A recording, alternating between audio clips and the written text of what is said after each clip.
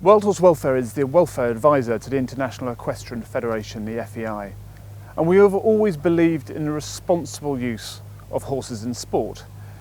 We know when we use horses for anything, but especially in sport, we can't reduce the risk to zero, but there is so much we can do to reduce the risk as far as practically possible. So we are here today at the Mitsubishi Motors 2013 Badminton horse trials to find out what British Eventing are doing to make the cross-country phase as tough as a test of horse and rider as possible, but at the same time making it as safe as possible. What British Eventing have come up with is a test to make sure that the cross-country fences are as strong as they need to be a stern test for horse and rider, but also to give way if it's likely that the horse is going to go into a rotational fall, which we know is so dangerous for both horse and rider. British Eventing puts a lot of onus on safety within the sport. We try and keep it as safe as we possibly can. We collect data on all our fences, the dimensions of the fences, height, top spread, base spread, and we keep data on all the falls that happen at the fences. This all goes into a database through some software, and it means we can keep a constant audit of the sport, looking at all the falls we have, the types of fences that they happen at, and the circumstances which the falls happen. And we can make any adjustments to the courses and the types of fences at any time.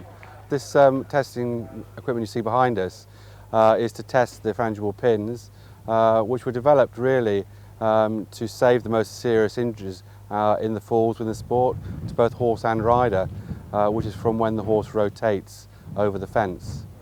So the pendulum tester is actually specified as part of the FEI's specification for the construction of deformable and frangible fences. So the actual measurements and the size of it are all dictated in that.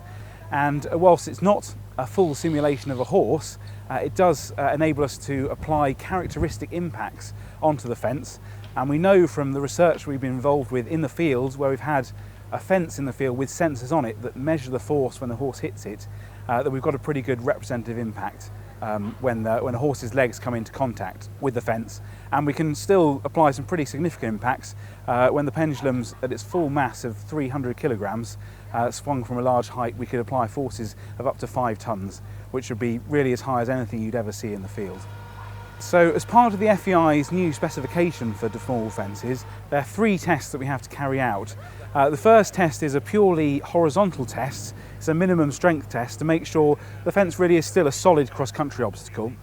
The second test, which is the test we're actually going to show you today, is the critical test, which makes sure the fence does actually fail at the value the manufacturer says it will do, and that will actually show the fence breaking. And then there's a third part of the test, which is a fatigue test, where we could do multiple impacts at the same load, and then we go up to a higher load and make sure that the load the fence fails at hasn't changed. And that's really to make sure the competition isn't going to be affected during the day by lots of smaller impacts, reducing the actual critical value that the fence fails at. Okay.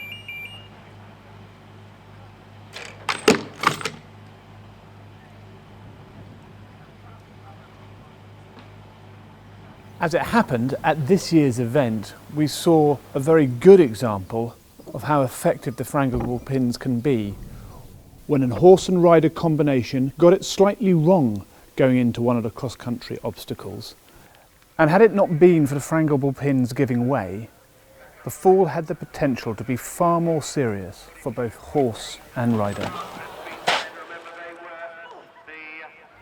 So what we're seeing here today is a great example of British Eventing and the FEI putting the welfare of the horse and the rider at the heart of the sport, which is so important to make sure that the Mitsubishi Motor Badminton horse trials is the arduous test for both horse and rider, but also as safe as it possibly can be.